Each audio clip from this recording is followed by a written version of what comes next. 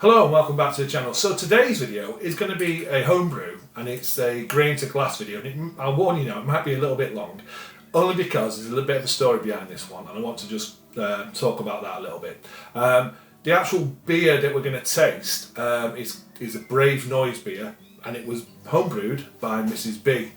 Now, Mrs. B and myself, we watch Craft Beer Channel. Well, I watch it, and she sat there, and sometimes she watches it as well.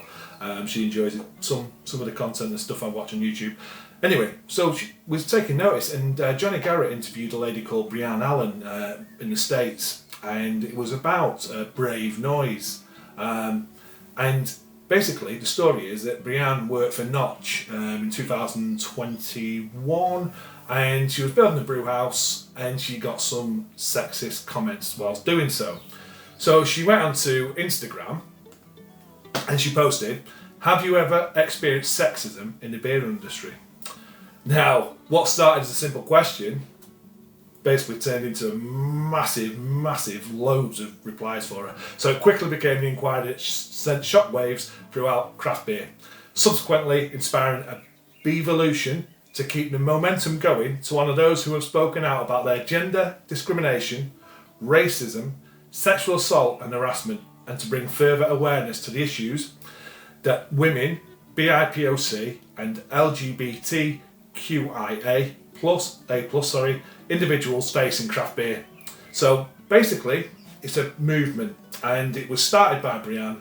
Brave Noise is the beer that supports this. Cloudwater have done one, so they've obviously it's like they've been in touch with over in America. I think it may be Notch. It says Notch on here with Brianne, and they've designed a recipe, shared the recipe, and getting breweries involved to brew this recipe to make a movement, so make a noise, get people to understand not everything is great and brilliant, and it's really to get people, anybody, just to feel like they can go to a pub and they can feel like when they go to the pub and they're buying a beer, everything's well and good. That's the aim of it, really. So Brave Noise, the pale ale, this is Cloudwater's version, 4.5%.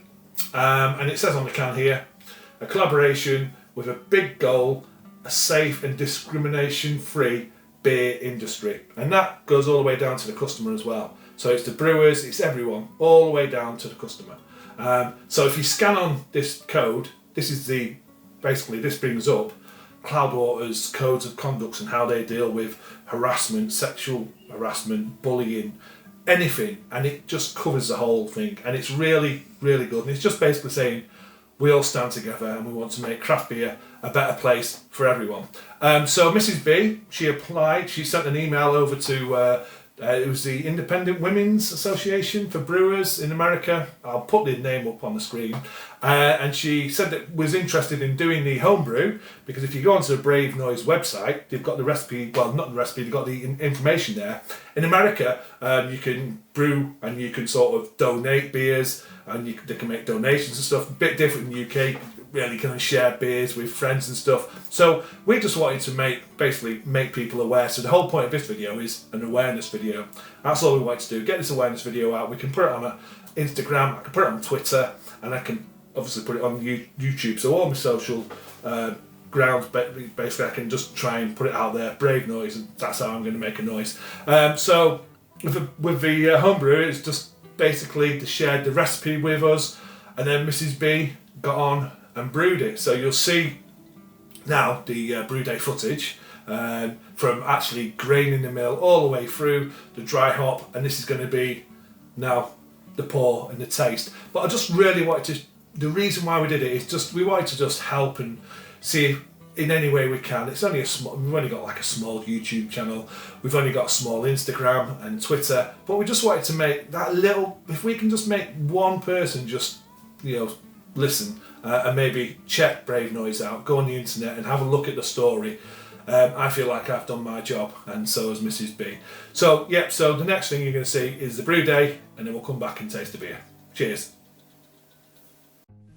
Okay, so Mrs. B started off by getting the grains, the Bart Pilsner, the wheat malt, the Caragold, flaked oats and rolled oats, and started to mill the grain. That was quite easy, wasn't it, milling the grain?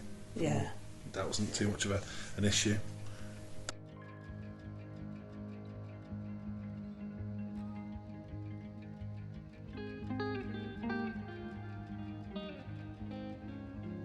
So what we decided was we'd do a yeast starter with the verdant yeast, and you've done these for me in the past, haven't you? So it was really quite easy for you to do. Yeah, I've done plenty of them.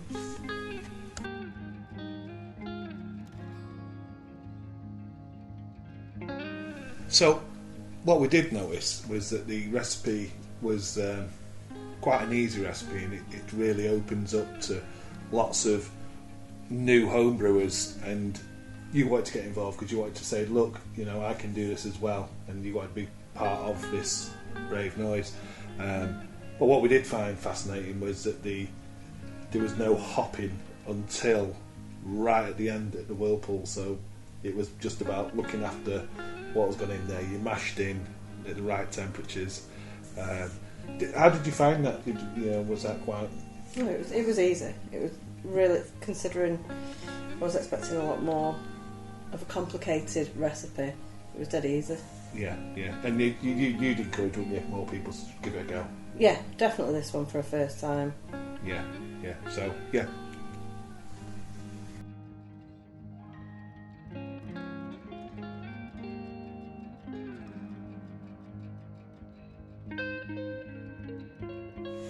Also, what we noticed was that you was wearing your Be Kind t-shirt whilst you was doing the brew day. How did that one come about? What was that? That was about something. It was the Caroline Flack t-shirt. Yeah, it's just about being kind to people and recognising when people are not feeling too good and that type of thing, isn't it? And that again relates back to Brave Noise and in the workplace and all the way through, like we say, to the people buying the beers. We just gotta be kind.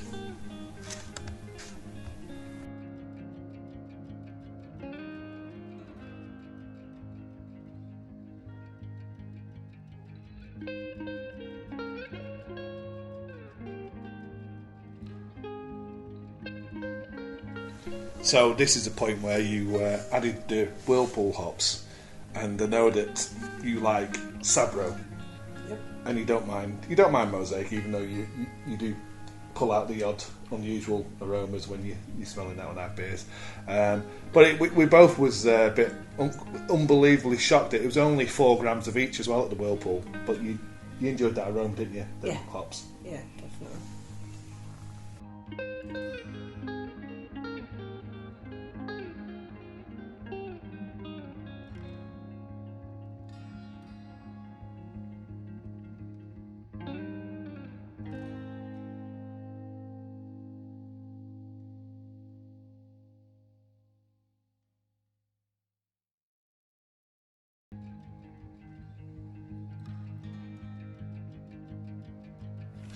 I remember you saying at this point that you was really impressed with the colour of the beer. Yeah, I was. I did really like it. It was because it had such a small grain bill. We was quite again pleased with that outcome of the colour as well. Yeah, definitely. It suits what type of beers you drink. Yes. So, after doing this whole brew day yourself, seeing it all the way through, would you rebrew that beer? Yeah, I really would. It's something that you want to keep as your beer now? Yeah, definitely do. Brilliant.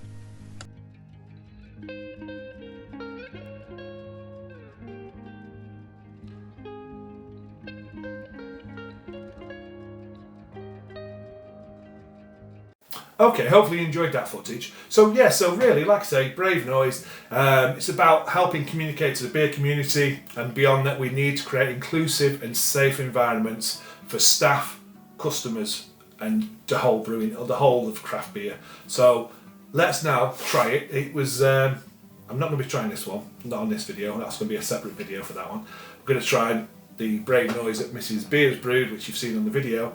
So I've got it, it's in a keg. So you can see the keg just there. Brave Noise is in there. What was the ABV? What did yours didn't come out at the 4.5. Yours was, I think yours came out at, was it 5.4? Yeah. Yeah. So what went into the beer? What was the ingredients of this one?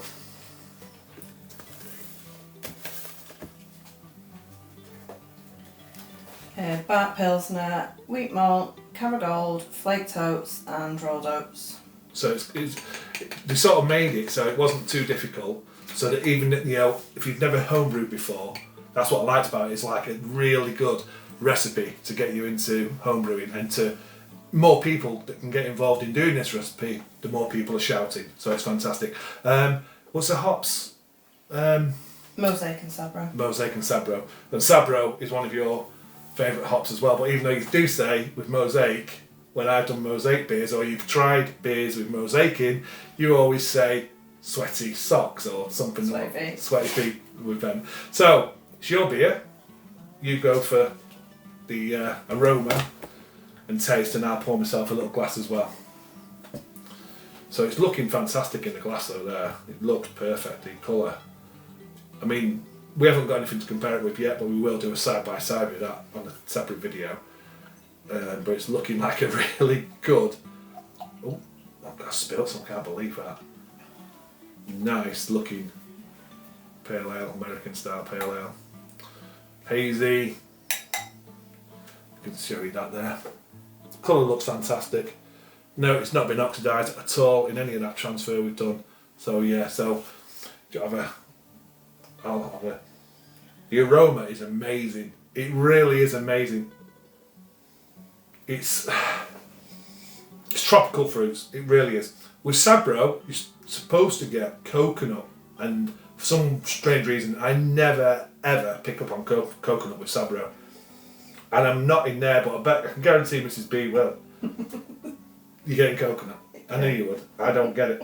I'm getting nice, tropical, fruity, stone fruit aromas. It smells fantastic, honestly. I mean, you've brewed a bitter for me, and you've been involved in some of my brew days, and this is the first time you actually took total control. Did this all the way from weighing the grains, milling the grains, all the way through brew day to where we are now, which is superb. And we just wanted to say, you know, we can all do this. We can all do this. So let's have a taste.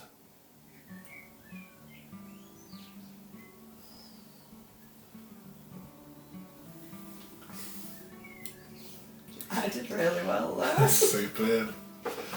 It's probably one of the best homebrews I've tasted. It is superb. As in, for this style, for a pale ale, to me it's got a nice little bit of bitterness there, but it's really fruity. The carbonation for me is spot on. Everybody knows I don't like over-carbonated beers, so for me it's spot on.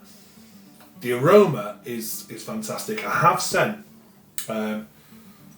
we've sent 2 of these bottles out to a couple of YouTubers as well, a couple of friends, to try. And hopefully we did the transfer from the keg into a bottle. I hope it gets to them in a good enough condition. It'd be interesting to see what they think of this beer. But I think it's absolutely cracking. It really is. You get stone fruits. You get mango. I don't get coconut. You're getting coconut. I don't get coconut, and I just don't know why that is. I don't pick up on coconut with Sabro. But to me, there's a little, like I said, bitterness, but the fruity flavours on the tongue is really nice, and that bitterness balances it as well. It's not sweet in any way, but it's superb. Mouth feels superb as well. I think you've done a cracking job. I think I've done a cracking job as well. It's going to be interesting to see my video opening this one.